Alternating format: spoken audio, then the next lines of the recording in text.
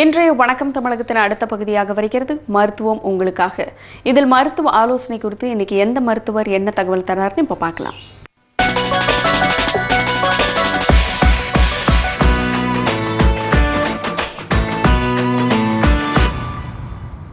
வணக்கம் நேயர்களே. மருத்துவம் உங்களுக்காக பகுதியில் பல்வேறு மருத்துவர்கள் கலந்து கொண்டு பல நல்ல கருத்துக்களை வந்து உங்களுக்கு சொல்லிட்டு வராங்க. இப்போ ஹோமியோபதி மருத்துவத்தில் வந்து என்னென்ன நோய்களுக்கு குணமாகும் அப்படின்னு நான் வந்து பல வரிசையாக நம்ம சொல்லிட்டு வரோம். இன்றைக்கி நம்ம பார்க்க போகிறது ஒரு முக்கியமான உறுப்பு, அதுவும் வந்து சிறுநீரகம். இப்போ சிறுநீரகத்தில் பார்த்திங்கன்னா பல்வேறு பாதிப்புகள், அதில் முக்கியமாக சொல்லப்போனால் இந்த கிட்னியில் வந்து ஸ்டோன்ஸ் வந்து உருவாகிறது, அந்த பிரச்சனை வந்து பார்க்க போகிறோம். அதோடு மட்டும் இல்லாமல் சிலருக்கு வந்து யூரின் வந்து கண்ட்ரோல் பண்ண முடியாமல் போகிறது, அதே மாதிரி ஸ்டிச்சர் யூரித்ரா வருது, இந்த மாதிரி ப்ராப்ளம் வந்து நம்ம என்னென்ன ஹோமியோபதி மெடிசன்ஸில் வந்து குணமாகும் அப்படிங்கிறது வந்து பார்க்க போகிறோம். இப்போ சிறுநீரக கற்கள் எடுத்தீங்க அப்படின்னாக்கா, இப்போ சாதாரணமாக வந்து சொல்லுவாங்க, ஒரு ஜென்ரலாக என்ன அப்படின்னாக்கா, வீட்டில் 5 பேர் இருக்காங்கனாக்கா எல்லாத்துக்கும் ஒரே மாதிரி உணவு வகை எல்லாரும் சாப்பிட்ருக்கோம், ஆனால் எனக்கு மட்டும் எப்படி ஸ்டோன் வந்து அப்படின்னு சொல்லி ஜென்ரலாக டாக்டர் கேட்பாங்க. இப்போ இதிலிருந்தே தெரியுது, அதாவது அவரோட உடல் மெட்டபாலிசம், அதாவது வளர்சிதை மாற்றம், அந்த உட்கிரகிக்கும் தன்மை வந்து இல்லை. இப்போ உணவில் வந்து ஒரு கால்சியம் இருக்கோ இல்லை பாஸ்பேட் இருக்கோ, அந்த மாதிரி உப்புகள் வந்து அவர் கிரகிக்கிற தன்மையில் இப்போ லிவரில் வந்துட்டு, அதாவது கல்லீரலில் அது கிரகிச்சு சரியானபடி வெளியேற்றும் போது அது வந்து மாறுபடுது. அது வந்து ஒரு இப்போ கால்சியம் சத்து வந்து அதிகமாகவோ இல்லை பாஸ்பேட் சத்து அதிகமாகவோ இல்லை அப்படின்னாக்கா மெக்னீசியம், இந்த மாதிரி சிட்ரேட் நிறையா இருக்குது உப்புகள். இது ஒன்றுக்கு ஒன்று மாறுபடுறப்ப அது வந்து ஒன்று சேர்ந்து உருவாகும். இப்போ உதாரணமாக எடுத்துட்டிங்க அப்படின்னா, இப்போ கால்சியம் இருக்குன்னு வச்சுங்க, கால்சியம் அதிகமாக இருக்கிறது வந்து இது வந்து அஃபினிட்டி வந்து பாஸ்பேட்டு கூட அதிகமாக உண்டு. அது பைரோ பாஸ்பேட் கூட ஜாயின் பண்ணிச்சு அப்படின்னாக்கா ஒரு அளவுக்கு மேலே சேர்ந்தது அப்படின்னாக்கா உடனே கிட்னியில் கல் உருவாக ஆரம்பிச்சிடும். அதே மாதிரி மெக்னீசியம் அப்படி தான்.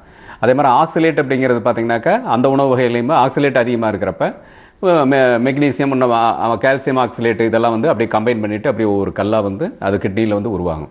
ஒரு சிலர் நினைப்பாங்க, நம்ம சாப்பிட்ற உணவில் வந்து கல் இருந்து அப்படியே வந்து குடலில் போய் கிட்னியில் போயிடுச்சு அப்படிங்கிற மாதிரி நினைப்பாங்க. அது வந்து நிறைய பேருக்கு தெரியாது, எப்படி வந்து உள்ள கல் எப்படி போகும் அப்படிங்கிறப்ப இது மாதிரி இப்படி நினச்சிருவாங்க. அந்த மாதிரிலாம் இல்லை.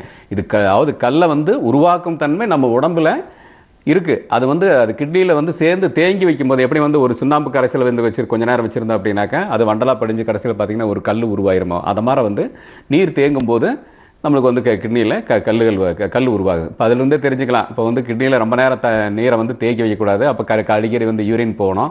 அது இல்லாமல் அதை டைல்யூட் பண்ணுறதுக்கு தண்ணீரை வந்து நான் நல்ல முறையில் நிறைய எடுக்கணும். நிறைய எப்பவுமே வந்து தண்ணி குடித்தாக்கா அந்த கழிவுப் பொருள் ஈஸியாக வந்து வர்றப்ப, அது இல்லாமல் இந்த கெமிக்கல் ரியாக்ஷனுங்கிறது வந்து தடைபெறும்.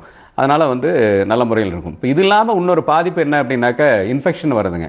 இப்போ யூரின் போகிற இடத்துல வந்து ஒரு சின்ன புண்ணு உண்டாகலாம், இல்லை அப்படின்னா யூரின் போகும்போது எரிச்சல் இருக்கலாம். அதே மாதிரி உள்ளே பார்த்தீங்கன்னாக்கா கிட்னிங்கிறது என்ன, ஒரு பீன் ஷேப்டு ஒரு ஆர்கன், அதிலிருந்து பார்த்தீங்கன்னா ஒரு டியூப் வரும். அந்த டியூப் வந்து மூத்திரப்பையில் இருந்துட்டு தேக்கி வச்சுட்டு கடைசியில் வந்து நம்ம யூரின் போகிற அந்த ஒரு இம்பல்ஸ் கிடச்சுன்னா நம்ம போகிறோம். இந்த யூரினரி பிளாடர், அதாவது மூத்திரப்பையில் பார்த்திங்கன்னா தேங்கி நிற்கும். இதே வந்து கொஞ்சம் நல்லா ரொம்ப அதிகமாக இருந்து அப்படியே தேங்கிட்டே மேலே போச்சுன்னா படிகமாக வந்து உள்ள கிட்னி வரைக்கும் வந்து அந்த ஹைட்ரோனெஃப்ரோசிஸ் வர அளவுக்கு வரும். அது ஸ்டோன் வந்துருச்சு அப்படின்னா, கற்கள் உருவாச்சுன்னா அந்த பாதையில் வந்து இருக்கிறப்ப பார்த்திங்கன்னா கிட்னியோட வீக்கம் கூட வரதுக்கு வாய்ப்பு இருக்குது. இப்போ இதெல்லாம் வந்து நம்ம படிப்படியாக எப்படி வந்து இப்போ இதை ஒரு ப்ராப்ளம் இருக்கிறப்ப வந்து தெரியாது, ஒரு கல் வந்து சிறுசாக இருக்கிறப்ப தெரியாது. இது எப்படி தெரிய வரோம்னா, திடீர்னு வந்து அந்த அதாவது புனல் மாதிரி இருக்கிற அதாவது கிட்னியிலிருந்து அந்த சிறு டியூப் வரும், அதாவது யூரிட்டர் அப்படிங்கிற டியூப், அதாவது சிறுநீர் குழாய். அந்த குழாயில் வந்து அடைப்பு வந்து அப்படியே அடைச்சிது அப்படின்னாக்கா உடனே சடனாக டக்குன்னு பெயின் வரும். அது வலி வந்து பார்த்திங்கன்னா தாங்க முடியாது. ரொம்ப அதை திடீர்னு ஒரு எமர்ஜென்சி வார்டுக்கு கொண்டுட்டு போகிற அளவுக்கு ரொம்ப வலியால் துடிச்சு போயிடுவாங்க. இப்போ இந்த மாதிரி வலி வர்றப்ப ஏதோ ஒரு ஸ்கேன் எடுத்துகிட்டு இல்லை அப்படின்னா எக்ஸ்ரே எடுத்து பார்த்தோம்னா கல் இருக்கிறது தெரிய வரும். அப்புறம் அது வந்து ஒரு சிலர் வந்து பார்த்திங்கன்னா இப்போ ஐவி ஃப்ளூயிட் அப்படி மேனேஜ் பண்ணிட்டு வந்து ஒரு சிலர் வந்து ஸ்டோன் வந்து இதாகும். ஒரு சிலர் பார்த்திங்கன்னா அப்படியே வந்து சைலண்ட்டாக பெயின் வந்து இல்லாமல் இருக்கும், மறுபடியும் வந்து அப்படியே விட்டுருவாங்க. அதுக்கு பிறகு அந்த மாதிரி ஸ்டேஜில் தான் வந்து பார்த்திங்கன்னா ஹோமியோபதி மெடிசன்ஸுக்கு வருவாங்க, ஹோமியோபதி ட்ரீட்மெண்ட் எடுக்கலாம் அப்படின்ட்டு நிறைய பேர் வர்றது. இப்போ சாதாரணமாக இப்போ இந்த மாதிரி ப்ராப்ளம் அப்படின்னாவே எல்லோரும் வந்து இப்போ ஸ்டோன் அப்படின்னாவே இப்போ பார்த்தாங்க நவீன சிகிச்சை முறையில் நிறையா மெத்தடெல்லாம் இருக்குது. லேசர் மூலம் கல்லை உடைக்கிறது, அதே மாதிரி உள்ளே இருந்து நம்ம கல்லை வந்து எடுக்கிறதுக்கு யூரோத்ரோஸ்கோப்பி மூலம் எடுக்கிறது, அந்த மாதிரி நிறைய மெத்தட்ஸ் எல்லாம் இருக்குது. இப்போ இதெல்லாம் வந்து ஆக்சுவலாக வந்து ஒரு கல் வந்து உருவாகுது அப்படின்னாக்கா நம்ம இதில் 2 ஆஸ்பெக்ட் பார்க்க வேண்டியதாக இருக்குது. ஒன்று வந்து இருக்கிற கல்லை வந்து எப்படி வெளியேற்றுறது அப்படிங்கிறது. இப்போ எமர்ஜென்சியாக இருக்குது அப்படின்னா, ரொம்ப அவசரம், நம்ம வந்து கிட்னி வந்து டேமேஜ் கொடுக்குது அப்படின்னா இந்த மாதிரி நவீன சிகிச்சை முறை வந்து நாடுறது தவறு இல்லை. அது வந்து நமக்கு உகந்ததாக இருக்கும். அதை வந்து ஆபத்து இல்லாமல் கொண்டு போகிறதுக்கு இருக்கும்.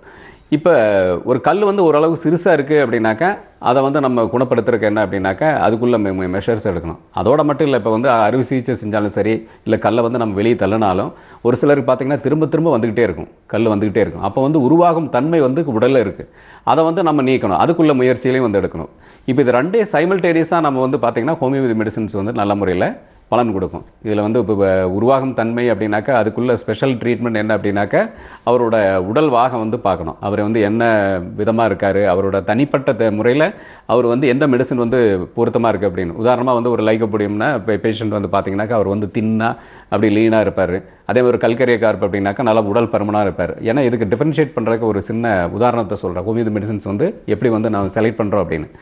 இப்போ பர்டிகுலராக அந்த ஸ்டோனை வந்து நம்ம கரைக்கிறதுக்கு வந்து என்ன மருந்துகள் அப்படிங்கிறப்ப பார்த்தீங்கன்னா இப்போ தாய் திரவங்கள்லாம் இருக்குது. அதில் பெர்பெரிஸ் வெல்காரிஸ் அப்படிங்கிற மருந்து வந்து நல்ல முறையில் பயன்படுது.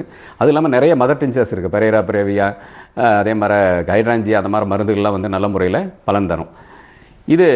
இதை வந்து மெடிசன்ஸ் எடுத்துகிட்டு இருக்கலையே பார்த்தீங்கன்னா நாளடைவில் அந்த கல் வந்து எரோட ஆகிறது, வெளியே இருக்கிறது பார்த்தீங்கன்னா அப்படியே கொஞ்சம் கொஞ்சமாக குறைஞ்சிட்டு வந்து அப்படியே வந்து யூரின் போகும்போது பார்த்தீங்கன்னா சின்ன வலி இருக்கும், சில சமயத்தில் வந்து வெளியே வந்துடும்.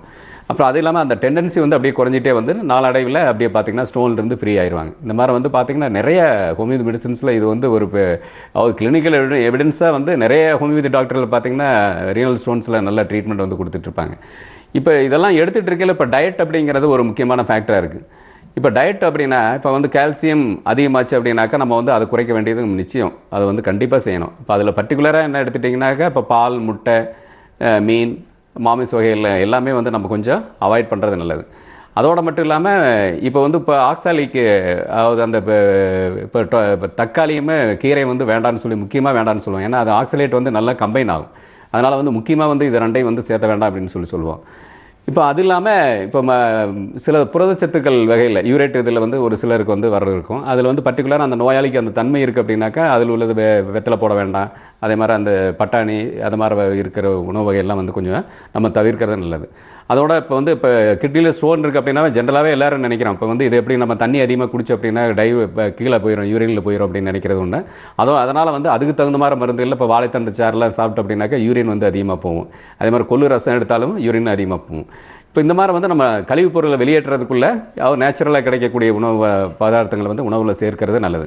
அது இல்லாமல் பார்த்திங்கன்னா இந்த கெமிக்கல் ரியாக்ஷனில் சிட்ரேட்டுங்கிற உப்பு வந்து மற்ற சாது உப்புகளை ஒன்றுக்கு ஒன்று சேர வராமல் இருக்கும். அதில் வந்து பர்டிகுலராக பார்த்தோம்னா இப்போ சிட்ரிக் ஆசிட் இருக்கிற மாதிரி உணவுப் பொருளில் லெமன், அதாவது எலுமிச்சம்பழம் வந்து நம்ம சாறு வந்து எடுத்து அப்படின்னாக்க இது வந்து தடுக்கிறதுக்கு இருக்கும். அதனால் வந்து இப்போ ஒரு சிறுநீரக கற்கள் நோயாளிகள் வந்து அதை வந்து எடுக்கலாம்.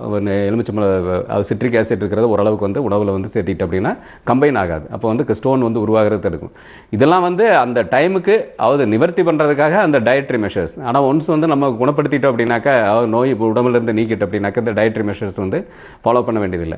இப்போ ஒரு சிலர் வந்து அதாவது ஒரு விஷயத்தை சொன்னால் இப்போ வந்து இப்போ ஒரு உதாரணத்துக்கு சொல்லப்போனால் அதாவது இந்த உணவு வகை எடுத்தீங்க அப்படின்னாக்கா இது நல்லாயிருக்கும் அப்படின்னா அதையே எடுக்க ஆரம்பிச்சிருவாங்க. இப்போ வந்து நிறைய பேர் விட்டமின் மாத்திரையிலிருந்து ஒவ்வொன்றும் ஒரு உணவு இது நல்லா இருக்குன்னு சொன்னால் உடனே எடுக்க ஆரம்பிச்சிருவாங்க. பர்டிகுலராக இப்போ வந்து இது கருவுற்றிருக்கிற ஒரு பெண்ணுக்கு வந்து கீரை வந்து தேவைப்படுது அப்படின்னு சொல்கிறப்ப ஒரு அம்மா எடுத்துகிட்டே இருக்காங்க. அவங்க வந்து டெலிவரிக்கு பிறகு பார்த்தா திடீர்னு வயிற்றுவலி, அவங்களுக்கு வந்து ஸ்டோன் உருவாயிருக்கு. அப்போ வந்து இது காரணம் வந்து பார்த்திங்கன்னா ஒரு நாளைக்கு நிறைய எடுக்கிறாங்க. நிறையா வந்து அந்த கீரைங்கிறதே டெய்லி வந்து 3 வேளை சாப்பிட்ற அளவுக்குலாம் எடுத்துட்டாங்க. அதனால் வந்திருக்கு. இப்போ அதை நிவர்த்தி பண்ணுறப்ப ஸ்டோன் உருவாகிற தன்மையை நிற்கும். இப்போ இந்த மெட்டபாலிக் இதெல்லாம் நம்ம மெடிசன்ஸில் பார்த்தோம் அப்படின்னாக்கா கொஞ்சம் கொஞ்சமாக கொஞ்சம் படிப்படியாக வந்து அதை நிவர்த்தி பண்ணிகிட்டே வந்தோம் அப்படின்னா இந்த டயட்ரி மெஷர்ஸும் தேவை இருக்காது, நல்ல முறையில் குணம் பெற்றுக்கலாம். அது ஹோமியோபதி மெடிசன்ஸ் வந்து கல்லை உருவாகிறதை வந்து தடுக்கும். அதே மாதிரி இருக்கிற ஸ்டோன்ஸையும் வந்து குணப்படுத்த முடியும். இதில் பர்டிகுலராக என்ன சைஸ் அப்படின்னு சொல்லி கேட்பாங்க. நார்மலாக பார்த்தீங்கன்னா 1 சென்டிமீட்டர் இருக்கிறதெல்லாம் கூட யூரித்ரல் பேசேஜில் வந்து பாஸ் பண்ணியிருக்காங்க. அது மல்டிபிள் ஸ்டோன்ஸ் இருக்கிறது, அதாவது கிட்னியில் 2 பக்கம் இருந்து ஈவன் ஹைட்ரோனெஃப்ரோசிஸ் இருக்கிறது, அதெல்லாம் பார்த்தீங்கன்னா சர்வசாதாரணமாக எல்லாமே சரியாக இருக்குது, நல்ல முறையில் குணமாயிருக்காங்க. அதே மாதிரி பாத்வேயில் இருக்கிறது 1-2 ஸ்டோன் பார்த்தீங்கன்னா நிறைய பேஷண்ட்ஸ் வந்து சிலர் அக்யூட் ப்ராப்ளத்தில் கூட வருவாங்க. அது பர்டிகுலரில் நக்ஸ்வாமிக்கா இந்த மாதிரி லைக்கோபோடிங்கிற மருந்தெல்லாம் வந்து பெயினை குறைக்கும், அதே சமயத்தில் ஸ்டோனை வந்து எக்ஸ்பெல் பண்ணும் அப்படிங்கிறது வந்து தீசிஸ்லேயே நாங்கள் நிறைய வந்து பார்த்துருக்கோம்.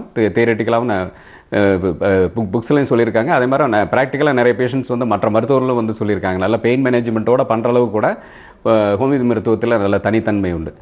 இப்போ அடுத்தது வந்து ஹோமியோபதி மெடிசன்ஸில் பார்த்தீங்கன்னாக்கா பர்டிகுலராக யூரித்ரல் பாத்வேயில் இப்போ வந்து ஸ்ட்ரிக்சர் யூரித்ராவுக்கும் நல்லா இருக்குங்க. அதாவது சிறுநீர் பாதையில் தழும்பு திசு வந்து உருவாயிடும். அடிக்கடி இன்ஃபெக்ஷன் வந்துகிட்டு இருந்தது அப்படின்னாக்கா அது வரும். அதே மாதிரி ப்ராஸ்டேட் சுரப்பி இருக்குது அப்படின்னாக்கா அதனோட வீக்கத்தை வந்து குறைக்க முடியும். அது இப்போ PSA ஆன்டிஜன் இதெல்லாம் வந்து டெஸ்ட் பண்ணிவிட்டு மேலிடன்சி வந்து ரூல் அவுட் பண்ணிக்கிட்டு மெடிசன்ஸ் எடுத்து அப்படின்னா குணமாகும். அதே மாதிரி இப்போ ஒரு கிட்னி ஃபெயில்யூர் இருக்குது அப்படின்னாக்கா ஹோமியோபதி மெடிசன்ஸ் வந்து சேஃபான மெடிசன். ஏன்னு கேட்டால் இதில் வந்து பக்க விளைவு இருக்காது. படிப்படியாக குறைச்சிட்டு வரதுனால ஆப்டான ட்ரீட்மெண்ட் வந்து ஹோமியோபதி மெடிசன்ஸில் இருக்கும். அவர் ஜென்ரலாக எடுத்துட்டிங்க அப்படின்னா கிட்னி பொறுத்தவரை ஒரு நல்ல ஆரோக்கியத்தை வந்து கொடுக்க முடியும். அது இல்லாமல் ஹோமியோபதி மெடிசன்ஸுக்கு பக்க விளைவே இருக்காது. பக்க விளைவு இல்லைங்கிறப்ப சிறுநீரக சிகிச்சைக்கு பார்த்தீங்கன்னாக்கா நல்ல முறையில் ஒரு ஆப்டான மருத்துவம்னு சொல்லலாம்.